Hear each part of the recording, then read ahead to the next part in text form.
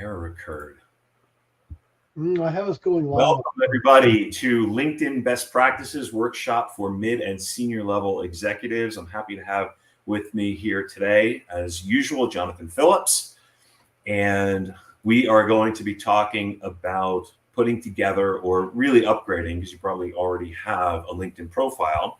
This is for mid to senior level professionals who are considering options outside of their current employer or are looking for a new position. And we will be speaking about the basic but important things that you need to know to make sure that your profile is at least good and hopefully excellent. I lead Flycast, an executive search firm or a boutique. We focus primarily in consulting and software, but more importantly for today, I've helped thousands of executives in transition to new positions. Jonathan, do you want to introduce yourself just quickly?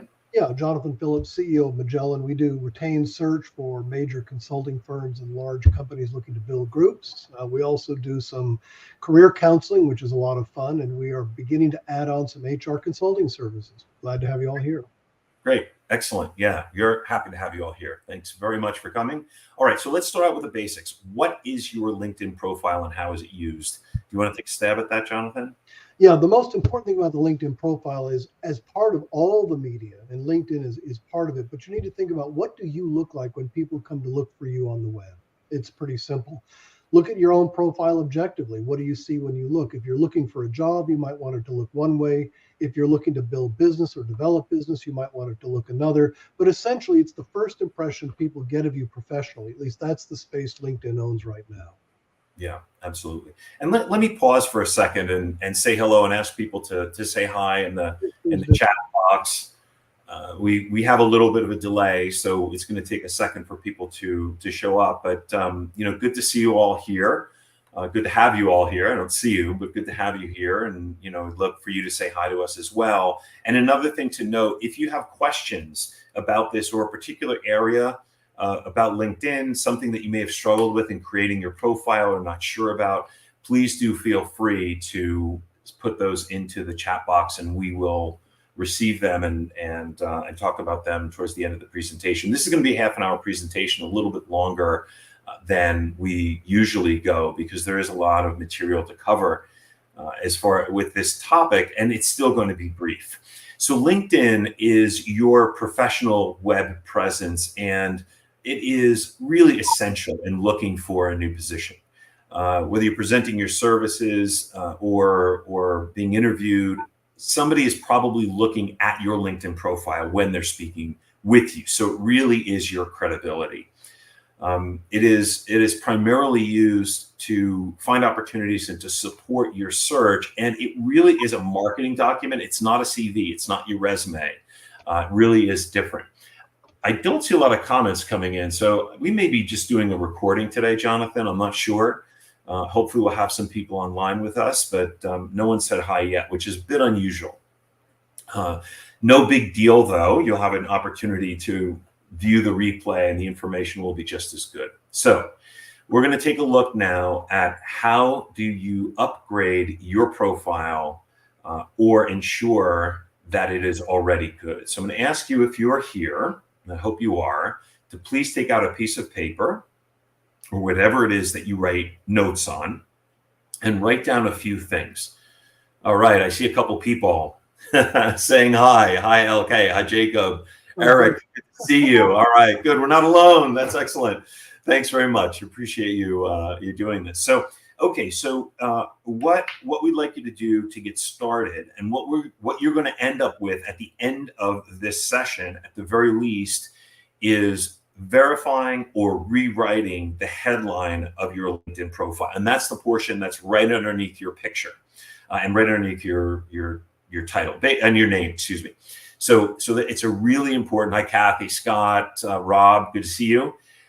And so you're gonna walk away with something from this more than just information. So write down, please, the industry that you focus in or that you want to focus in, the function that you focus in or want to focus in, keeping in mind that this is aspirational. It's a marketing document more than a CV.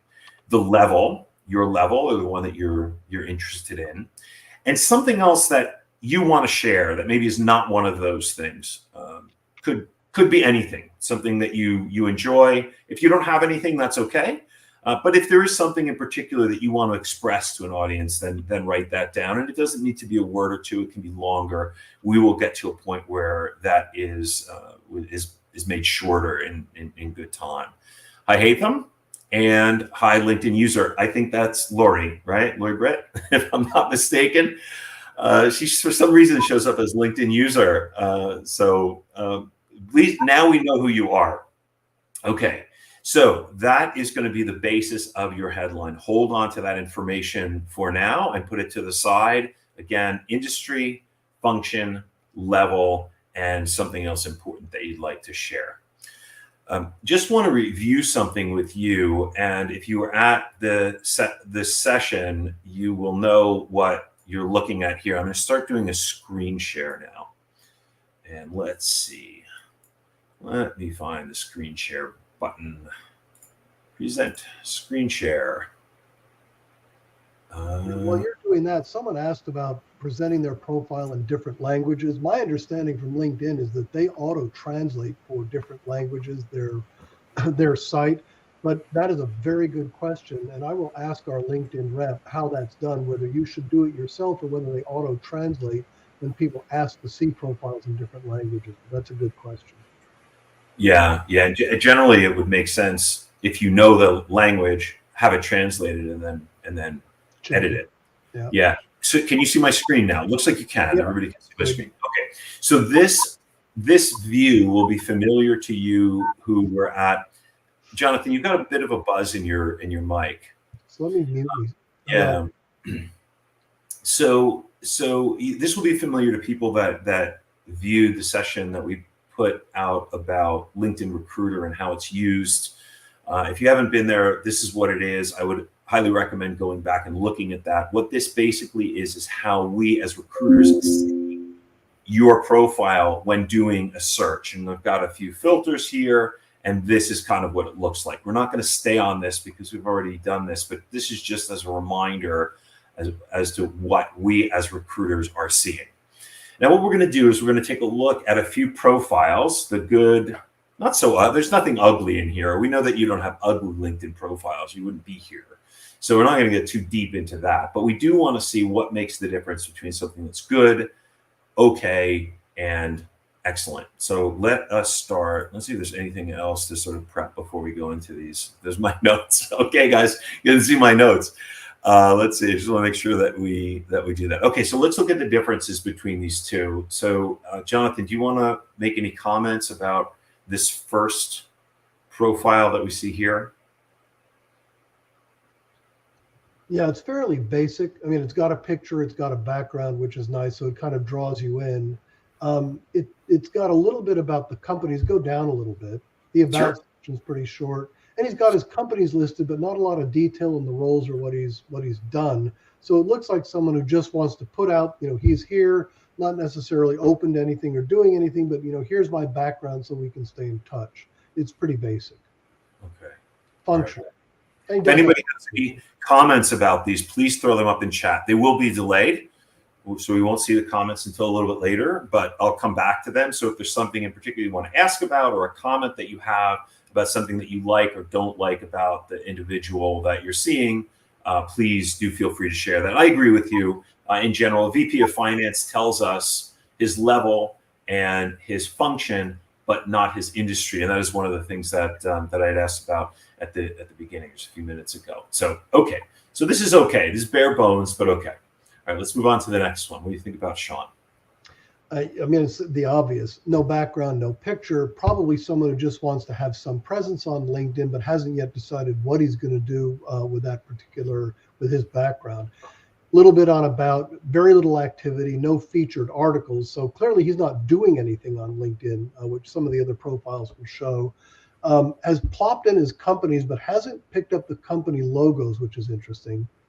Rest of it's just very sort of perfunctory. So I'm here, this is great, but doesn't look like he's actively trying to do anything with his profile. Yeah, I would say that this is the lowest possible profile that you could get that still has some credibility and still might get found by a recruiter, right? So this doesn't go off into absolutely horrible and awful. It stays within the realm of respectable, but it's not doing very much for you. And one of the things that I noticed that's sort of unusual is the person puts in open to work without a picture, seeking new opportunities, but doesn't really. That's it, and it's not supported by anything. So it's really sort of an unsupported. Okay, so I don't want to spend too much time on this. I want to just see if we've got any comments here about these individuals before moving to the next one. And these are really the ones to pay a little bit more attention to. So let's just see if anybody's thrown anything up. There's some good questions here too. Okay, we've got a fluency question. Okay, so we've got 24 years out of business school. We're going to come to that question, Rob, a little bit later on. Okay.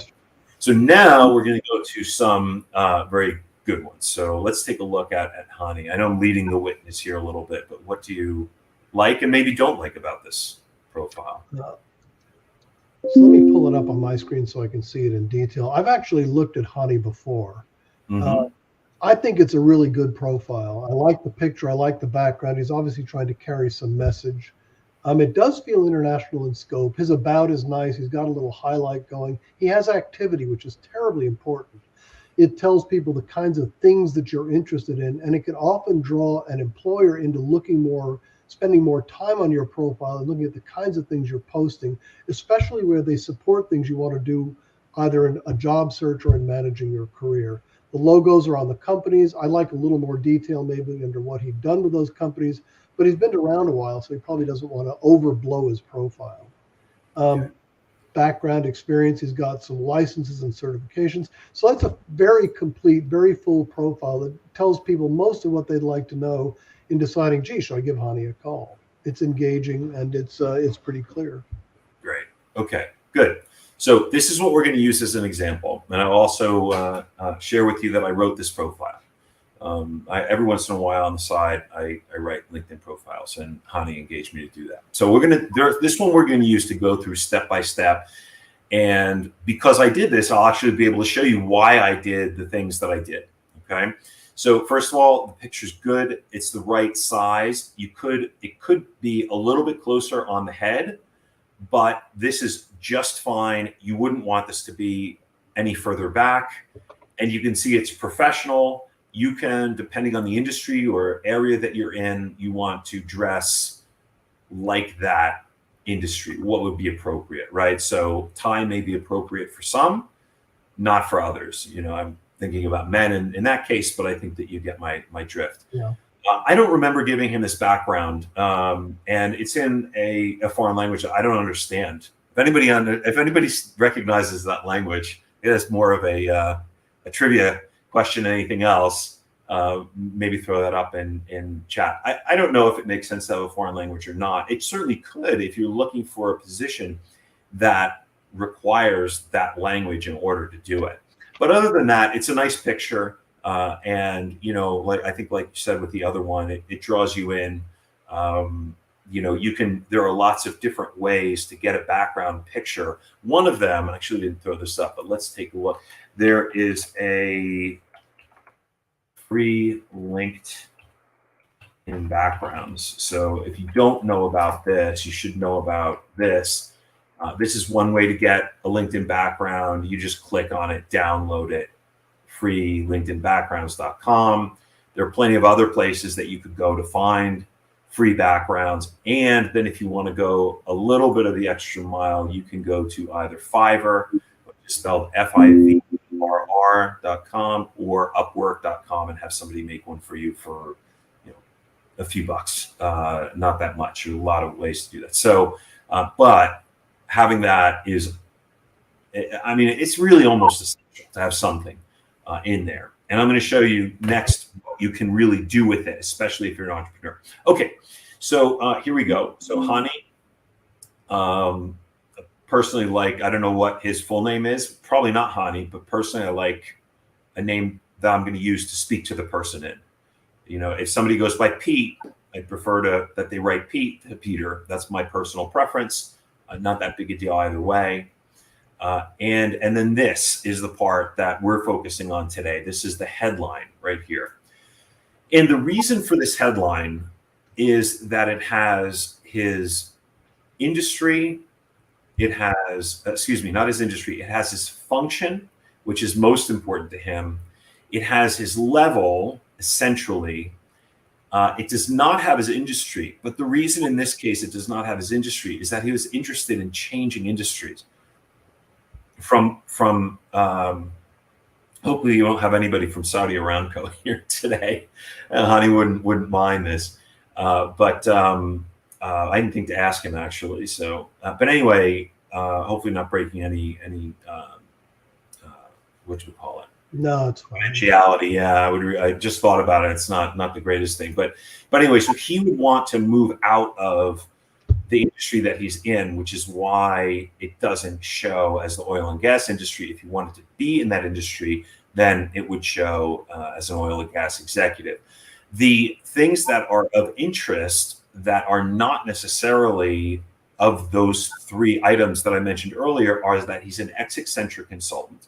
And that's in there for credibility because of the brand, and that he's a U.S. citizen. And that's in there because he currently lives in Saudi Arabia, is from the United States, and wants to give an indication that he's available to work in the United States, and that a recruiter or a company does not need to worry about visas and other sort of items. So that's why that is there. Okay. If anybody has any questions about this, let me know. The open to work, we'll get to, Rob. Okay. Let's see. So that is that so far. Now, one of the things you notice, the most recent company comes up here, especially the current company, and it's also most recent. So I'll see if I can get to that in a minute. If you have two companies that, let's say you're on a board, you have two companies that you've been working with from 1999 or whatever, 2009 to present, 2012 to present. It will choose 2012 to present. So you need to just make sure that whichever company you want to display in the top part is displayed, and not a company that you're currently at, but you get my drift. That's the same with university, but it's a little bit different, and I'll show you that in a little bit. Okay. So we've got groups, we've got the about section. The about section is brief. It doesn't need to be long, but it does need to have keywords in it. So it should be clear, relatively brief, and contain things about the industry or functional areas that you're interested in. One of the things that you notice in here, if you look at the third sentence, it says, my current focus is in the energy industry, like we talked about before, Aramco, with experience in other industries such as telecommunications, technology, utilities, and public service. That is giving the indication that he is open and interested in working in those industries where he has some experience outside of the industry. Okay. Akras is a family name. And then he has, this is optional. If you want people to have your email address, you can put it in the section. If you don't have to. It makes it easier to get in touch with you, but it also, it makes it less confidential. Okay. And just going back to this for a second, this doesn't show on when a recruiter is doing the search and has experience in education, but it does, we'll get rid of Michael here. So, but it does not have the about section. The about section is caught by the algorithm though. So we can, that will put that person on our screen, so to speak. Okay. Moving down here, activity is good to have. I don't want to get caught in that, but having something there is useful. Here's more important. Brief description of what you are doing or have done, in this case, one sentence, followed by 3 bullet points, 3 to 5. Okay. They should hopefully be quantitative, meaning numbers, led to development of 3-year business plan. This does not have any, these do not have numbers in here, but within Accenture, we do. And that really is a better, that's a better benchmark. If you have measurable things, saved this amount, made this amount, have managed a team of this size, company was of this size, things like that people can wrap their heads around. So in creating this is kind of an ideal number of bullet points and length of areas in your most recent positions, going back to 2006. And then you'll notice that before that, there's one sentence each, because people are not really that interested in it, but they are interested in who did you work for and, what was your title there and things like that, but really are not looking for a lot of depth. And that is why these don't have a lot of depth in them, but they do also bring up keywords and previous companies. Yeah, those are the main pieces. Go ahead, Jonathan. No, it's very important, and often when I build profiles for people, I'll say, tell me the things you've done prior to your last 3 jobs. We won't go into them in as much detail, but as you exactly said, I will pull out keywords that we know people are currently looking for, like advanced analytics or ESG, words that will trigger responses when recruiter looks for people. In these 2 sections, just briefly, now we're getting into the nitty gritty and things that are not critical. Where you got your degrees from can be, especially if you're earlier in your career. Later on, it matters less, but kind of it is what it is. But this time you've got 4 education. Sometimes I see people that have 5 or 6 or 7 education entries because they did courses, certificates, and so forth, and it can get a little overwhelming and messy. So be selective about what you put in this section. Licenses and certifications obviously is a little bit different. You could put more in there, but again, the most important ones relative to what you're looking for is what you want to go for. Okay, so that's where we are with Hani. I think we've done a pretty thorough job of that. Now, you guys ready to see what it looks like if you're not looking for a job, but you're looking to sell something? And we're going to look at an excellent version of that. And you may run across these, but this is something different than if you're looking for a position. And here she is. Take a look at her background for a second. I'll give you a second to kind of absorb that.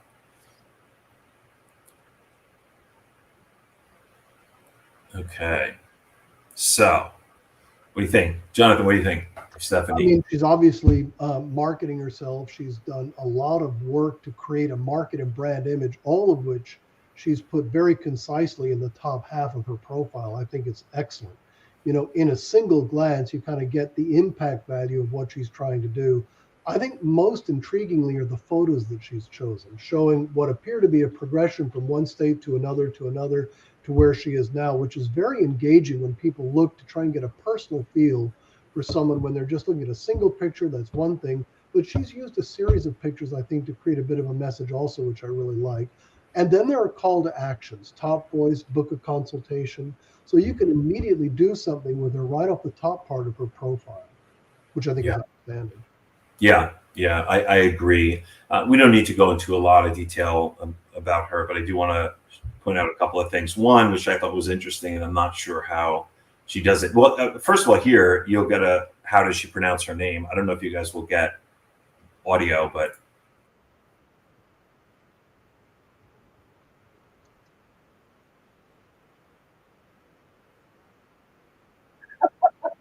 do you hear it? Yeah.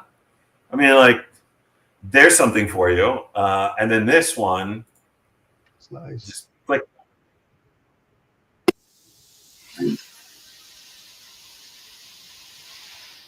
Okay, we're not going to watch that whole thing, but you get the drift, right? But that's a very different kind of branding and very cool. I like it, but it's very different. The interesting thing about her, though, too, is that she is currently, according to this, a financial analyst at Google. So I wouldn't have expected that, but clearly that is not what she's pushing in her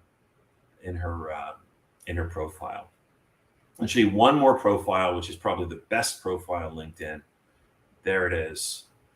And oh, look at that! It changed my profile to show that we're live here today. I'll just show you one thing on here. This is clearly a more entrepreneurial profile than a job seeker profile. Especially you can see that from the headline. But one of the things that you can just note here is that you have a choice as to what company you display. So what I was talking about before, actually, they've changed it. So if you have two current companies that you're with, you can choose what you display, and also your education. So I have 3 universities. I decided University of Vermont. That was my undergrad. And so, I'm just leaving that there. And there we go. Okay. So those are some profiles. Now let's get back to you guys. And I think I can take the screen share off at this point. Let's see here. Do that. Stop share. Okay. All right. So let us get back to you guys and what you have now hopefully learned, especially in the area of creating your headline. So you've seen different headlines and profiles. Hopefully you're paying attention to the headline. And now I'm just going to take 1 minute to pause. A headline has up to 220 characters in it. You now have your industry, function, level, and something else that you might be able to put in there. I'm going to give you 60 seconds to write your headline and go. While they're doing that, do you see comments on your screen? Let's see. Ooh. I do. I've got some comments. Okay, I've got a few comments. So we'll get back to that, but let's give people a minute to do this.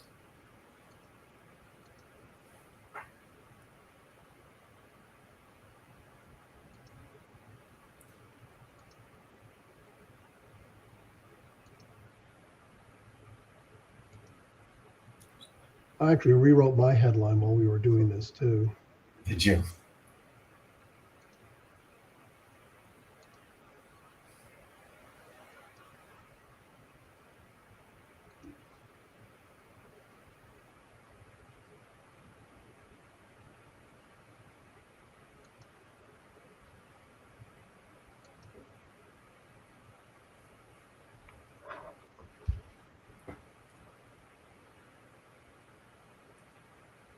Okay, great. So that is a minute. Actually, I had a couple extra seconds in there, but that's your minute. Okay, so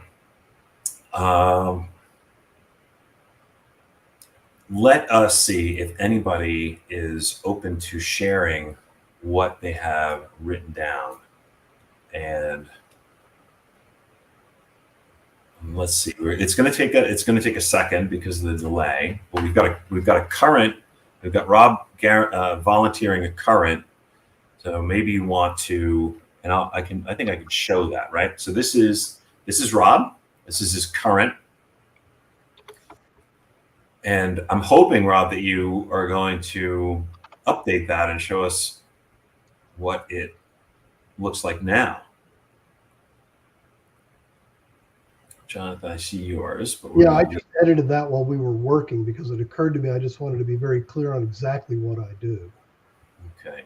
All right. So let's just take a look at Rob's current, and then if you've got a new one, great. If anybody else has one that they want to share and want us to give some comments on, please do put that in the comments. So current, seasoned sales and customer service professional. So that is function, right? And sales and customer service.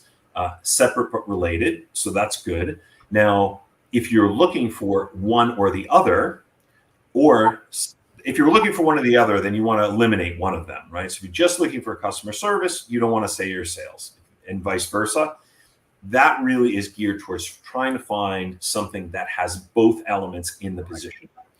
Sustainability leader, I'm assuming that's energy, but not certain. So sustainability can mean different things to different people. If it's green energy, I would put that in. What is, you're working in this area, Jonathan? No. What might the things be? I mean, ESG is the catchword that people look for energy or sustainability. Okay, carbon offsets, maybe. I don't know if that may be too specific. People use ESG professional to encompass that. Okay. All right, so probably something that we could change a little bit there. Entrepreneur and relentless marketer. Now, entrepreneur is a little broad. Marketer makes sense. So I would take entrepreneur out. Relentless, I would think about. It is qualitative, strong, but I'm not sure it gets you where you want to be. We'll come back to that. Let's see if there's anything else. Anybody else has anybody? Oh no, you don't have any other brave souls. Well, thank you. Oh, here we go. We got one from Scott. Okay, so we're gonna leave Rob to the side for now. We're gonna see what Scott has. Enterprise sales and fintech SaaS. I'm glad I saw that. Okay, enterprise SaaS and fintech CFO that has delivered $1.2 billion in return, driving companies forward. What do you think, Jonathan? I mean, that's direct. I mean, clearly Scott's trying to send a very definitive message. If someone's looking for that thing, it's probably going to get their attention. But like anything that's very direct, anybody who's not looking for that thing, in particular the size and scale. So if Scott, you're looking for a Fortune 100 to 100 firms, that's going to make a lot of sense. If you're looking to transition to something smaller, that number probably isn't going to attract smaller companies. I absolutely agree. I love the first part of it. The thing to keep in mind is that the headlines and really anything in a LinkedIn profile is aspirational.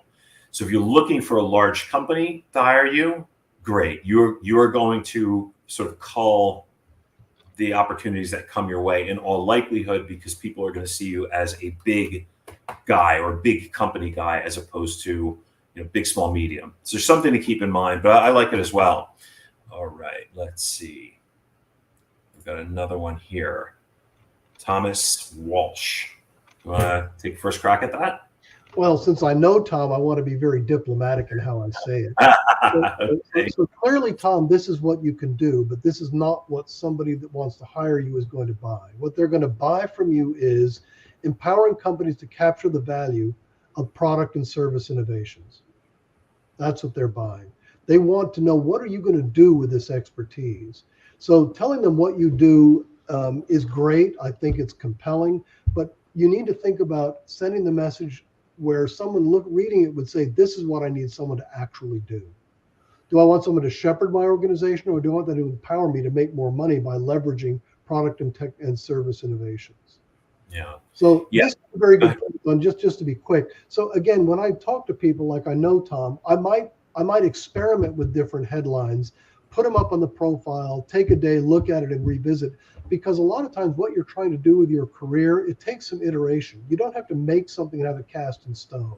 Try something, see how you like it, get some people to input, try something else and see how that works. What you want to do is use your LinkedIn Live profile as LinkedIn Live. You want to think about it as something that reflects who you are, what you're trying to do. It's not a static thing that you put up forever. Absolutely. You can change these, and you can change them according to a direction that you may be taking your search in. If you go in a new direction, change what's there. This one, Tom, I think you want to get more specific and think about using some of the things that we talked about. So functional area, technology and finance would be the functional areas that I see. Product and service innovation, also functional, but I think trying to get all four of those together in one statement is probably a little bit tricky, but something to work on. Those two things, though, are clear. The kind of organization is not clear. So something about either size of the organization or industry function. Yeah, we kind of have the function. I'd probably tighten up the function, but it is there. But the industry, size of organization, certainly the industry ought to be there. And then shepherding organization speaks to level, but it's not clear. So shepherding means, I would say, at least managerial level, but I couldn't tell if it's manager, director, VP, managing partner. I mean, there are a lot of possibilities that it could be. Probably not CEO, I would venture to say, but could be, right? So I would tighten it up there as well. We got one more that has come in here. LK. Okay, now I'm hoping that LK goes by LK, and when people reach out to you, that's how you want them to address you, because that is how I would if I saw your profile in that way. Okay. By the way, I think all the pictures have been good, right? I mean, just so we see, since we can see them. I mean, Rob, you're good. Background's a little busy, but you're okay. Scott, same, maybe a little bit brighter off a white background, but good, like centered. Ty, very good. Tom, a little bit more casual, but that's good, right size and everything. So yeah, I mean, you guys are all doing well with as far as that goes, which is important. Okay, LK. So you want to take a crack at that one? Yeah, I think he tells people exactly what he does. I'm looking at his profile on LinkedIn, which looks great. Not sure what the leaves and stuff in the background are, unless it's something personal to LK about his background. But clearly his headline tells people exactly what he does and where, and the kind of industry vertical, B2B, SaaS, fintech, and startups. I think it's pretty clear in terms of the industry he's interested in and the function that he's interested in as well. Yeah. So with this, there is one thing that I might do. I might take out head of finance. I think it's repetitive with the other two. Even from a keyword perspective, because you've got VP of finance. If you wanted to, and if something like this were of interest, you could put in director of finance. But head of finance is going to be found with a VP finance or chief financial officer. CFO and chief financial officer are the same thing, but I understand the logic behind putting both of them in there because they may show up in different keyword searches. So it does make sense to keep those there. I like that. B2B, I'm assuming that's B2B tech, and SaaS, obviously tech, and fintech, obviously tech and startups. So for this, I would probably reach out to you if I were representing a company that were maybe in the tech space up to about 500 people. And beyond that, I probably would say, yeah, he's probably not interested in what I have, or maybe he doesn't have the skills that I have based on that I need based on just the headline alone. That's not looking at the rest of the background. So, okay. I'm going to go to one more, and then we'll come back to your question, Rob. Okay. This must be Lori, right? Okay. Give you a second, and then you want to make a comment? I think she's. It's a little too wordy. I'm thinking quickly. How would I condense this to make it a little more impactful?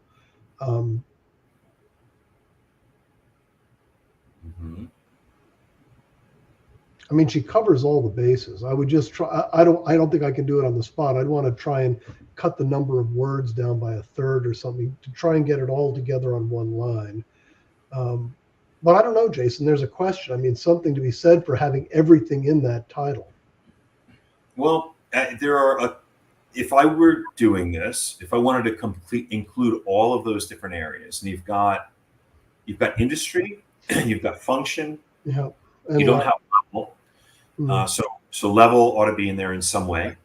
But I think that there are things that could be taken out in favor of maybe the format that we saw with LK with the lines, right? So you take out a lot of the filler words to make it shorter, right? So here it could be supply chain strategy, line. It doesn't have to be line, but it could be supply chain strategy, digital strategy, business transformation, right? So those are three functional areas focused on. That's part one. Or operational, but operational improvement and business transformation, I would sort of pick one or the other because they're so close. Right.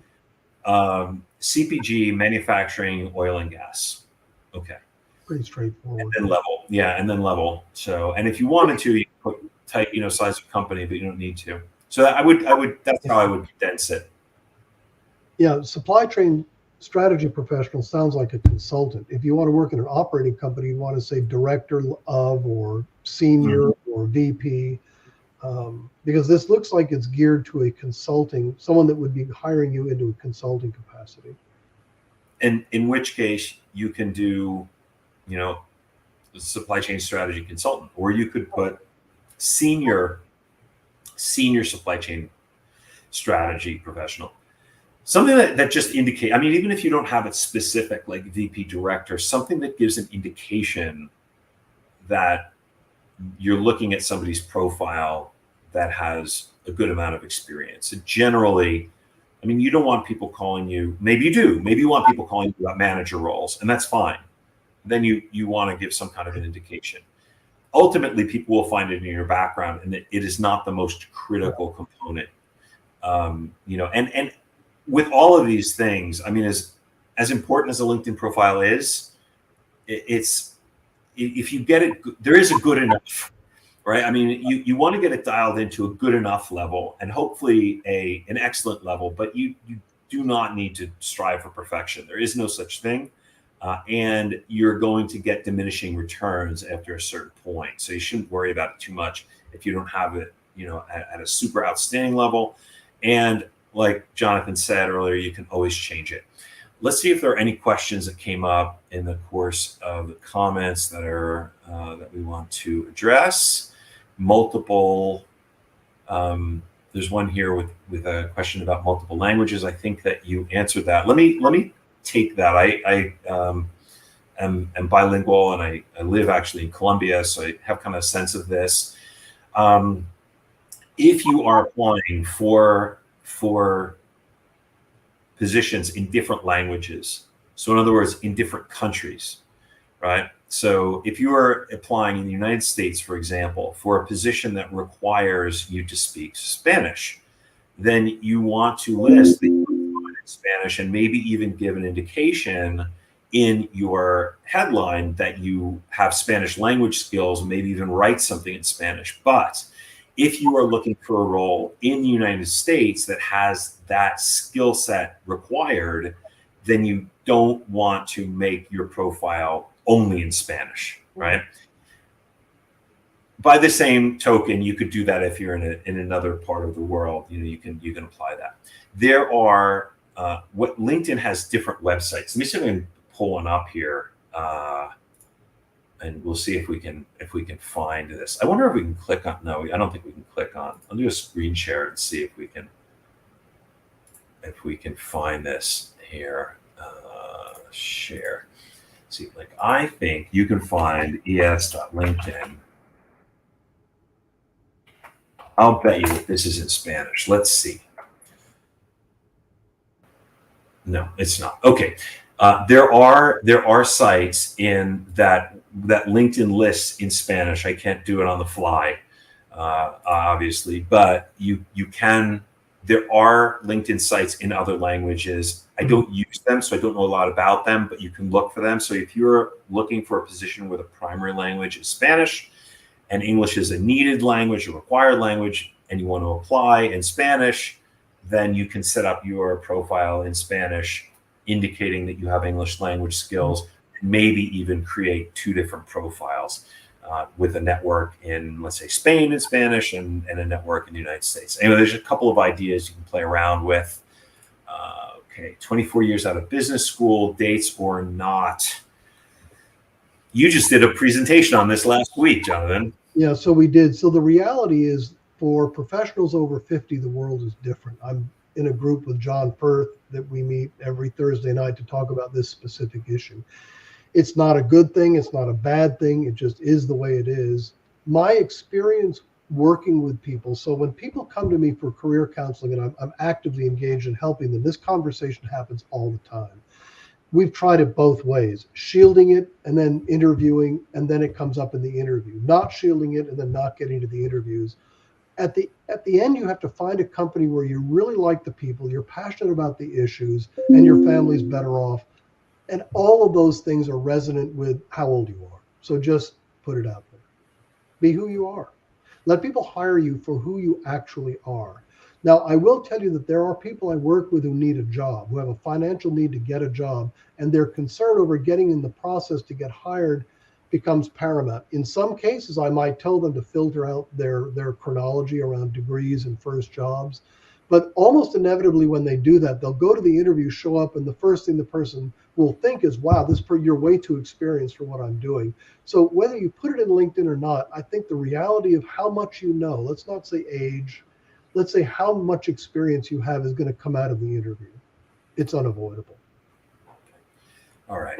Another question here. Is open to work important? Yes, and I will show you why. Do a quick screen share. This one and this, what you saw before, are the search results for, just a kind of random set of criteria. You will notice here that 708 people showed up Right. in the search results for these keywords. You'll notice that 112 people show up in if you hit open to work. If you're a recruiter and you're recruiting, what are you going to look at first? You're going to click on this, open to work, and all of a sudden the results that are filtered are now going down to 112. So yes, open to work is important. Stop the screen share. All right. And Rob's got some good questions. okay. Oh, it's someone we got Croatian language. Okay. And I don't know if we have any more. How important? Oh wait. Okay. People asking Recommendations. How important are recommendations? I'd say it's good to have a few. It's not super important, but if you can get them, great. It's helpful. It's marginally helpful, but it's helpful. Don't sweat it if you don't have them. And I think career sites besides LinkedIn. That's a different topic. I don't know. That's one we use. We're looking for executives. LinkedIn is the place for executives. There's no real other place to go other than our network, people that we know, obviously. But yeah, I mean, we won't use Indeed unless there's some really odd, position that comes up that, we just have no network in, like maybe a lower level tech role, which we really don't do anyway. Sometimes they come up in the course of client engagements where a client, steps outside of our strike zone and we don't want to let the client go. So we'll go and help them and we need help outside of LinkedIn. So that, that would be a case, but I doubt, I don't know you, Rob, I haven't looked at your background. But my guess is that those are probably not that helpful to you. I mean, the bigger problem, and we're talking about it next week, is the difference between a job and a career. And when you're fairly senior, you have a career issue. Going to job sites doesn't always help. Like in some of the other sites tend to be for more hourly oriented people, lower level people. Right. Great. So that's it for today. Next week, we're going to be talking about the dynamic relationship between jobs and careers. This is a passion of Jonathan. So he's going to be doing a lot of the talking next week. Yeah. And there is a really important distinction between the two. Do you want to give us a preview? Yeah, but the truth is jobs are great and the market's efficient and you can look at LinkedIn jobs. What you need to remember when you're looking is that jobs are there to solve a company's problem. Company hires someone to do a job because they need someone to do that job. And so their whole hiring paradigm is bring someone in, put them in the seat and have them solve that issue. If you've got a career question, then you're looking beyond a 2-year horizon. Most jobs last 2 years. Companies promote people every couple of years, and there's a reason for that. But if you're looking to make a career move, you have to look beyond that 2-year horizon. How you look at jobs from a career perspective is what we'll talk about next week. Excellent. Okay, so that's it for today. Thank you all very much for coming and spending your half hour, a bit more actually. Geez, going on an hour here today. Very much appreciated. Hope to see you soon. Take care, everybody. Thanks, everybody. Bye-bye.